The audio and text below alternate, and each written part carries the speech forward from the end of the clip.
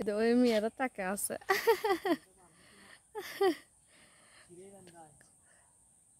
কোমরটা ভাঙ্গার মানে চিন্তা ভাবনা চলতেছে, সমস্যা নাই। কোমর ভাঙবা, বসে বসে খাওয়ার ধান্দাবাদ। হ্যাঁ, আল্লাহ জানে কি হবে। তোমার পেট প্যান্ট সব দেখা যায় এই সাহসটাই পাই না। এবার সাহস পাইছে যে ছিটতে না, ছিড়বে ছিড়বে। কোমর ভাঙবে, আমি কি ধরবো? ভিডিও হচ্ছে, সমস্যা নাই।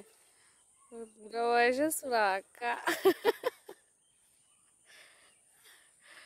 কি অবস্থা!